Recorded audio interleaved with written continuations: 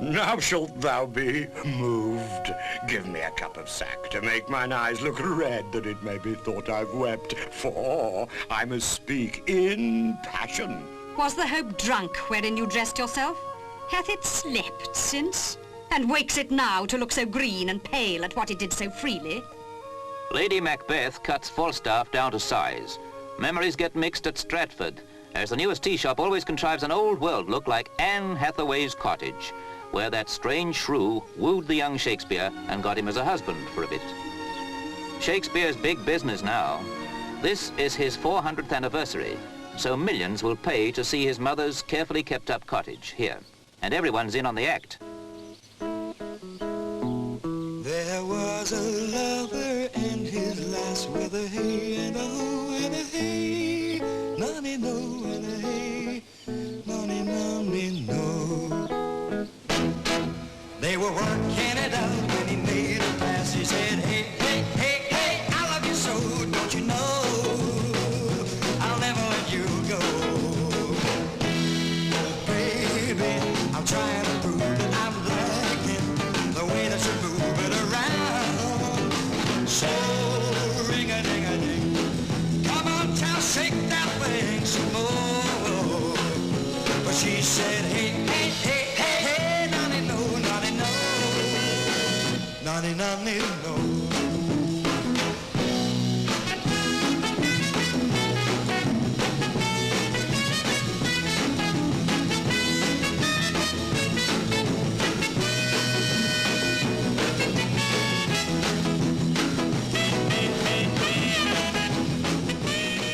Bobby Patrick's Big Six with singer Tony Sheridan put on their version of a Shakespeare song that would have rocked him as only a Maud could. Or make him turn in that proverbial well-worn grave of his. Like this. Walk around this bust and you'll see it goes with you. The face seems to switch position and follow you with its eyes. It's eerie, but there's an unexpected logical explanation. No optical tricks, it's something that happens naturally.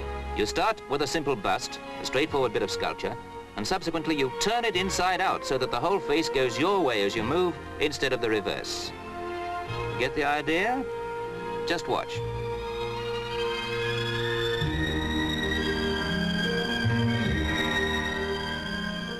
Lewen Tugwell, the sculptor, discovered this strange phenomenon now intriguing his friend, the actor Donald Gray, by accident. And of course, as it's the Shakespeare centenary, who else would you expect to be presented in this vivid concave way instead of the usual convex? He lives.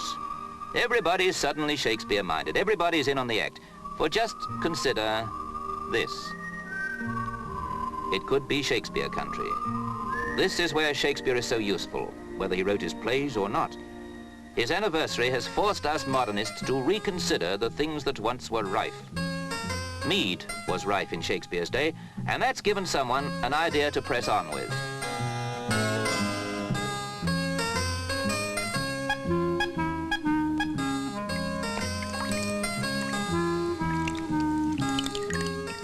Mead.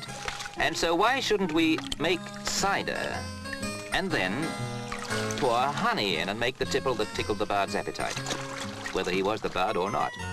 Whether this extra special cider which so merrily goes down was the authentic, original Elizabethan drink or not. Don't knock the idea, just pour yourself out a glass of whatever it is and drink to Shakespeare, because, as we noted before, everybody, but everybody, is somehow managing to muscle in on the great Shakespeare act. And good luck.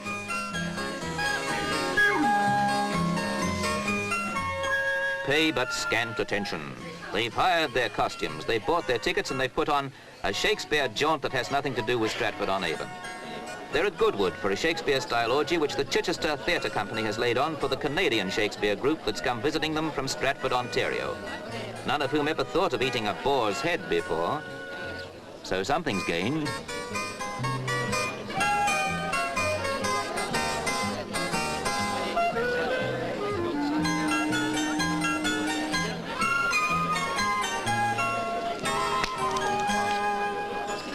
Just tell the chef he's overcooked the roast and more fat will be in the fire. It's amazing the sort of people you rope in. The wrestling Robinson brothers, decked out for a tumble at the court of good Queen Bess.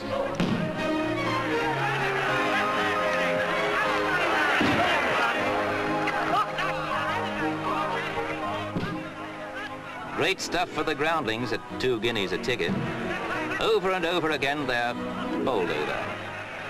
Which takes us to the bowling alley, where for 3 groats you can find yourself stuck with a pig. Hang it, everyone's in on the act, even the slapstick comedians.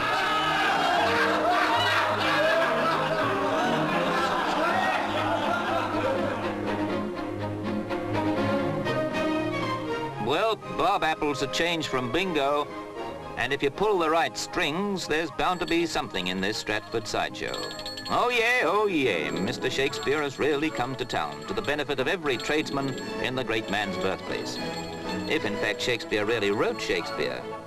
Neither Shakespeare nor Bacon, if he was the playwright, ever mentioned Birmingham, our famous city of 1,000 trades. But hundreds of Birmingham's trades must be busy now making Shakespeare souvenirs. Just everybody's busy flying a flag. There is, of course, dedication, too.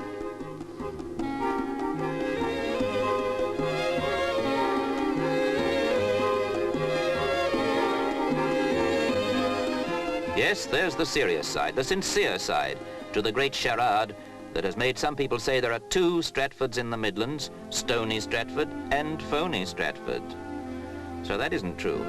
There's the Bold Theatre, and now the Shakespeare Centre, where even scholars can do their advanced detective work. And here's the great new Shakespeare exhibition. Will have belonged in turn to Stratford, London, Edinburgh, and in fact the whole of the world.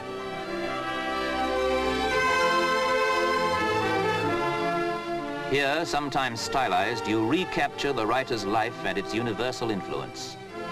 You track through the whole of his career, from youth in Stratford to London and Burbage's Theatre to the court of Queen Elizabeth, and through the folios, through the Tudor streets and the timeless sonnets, the plays and poetry, and on to retirement, back where he was born. It's been altered, of course, his birthplace, though the bridge is as he knew it.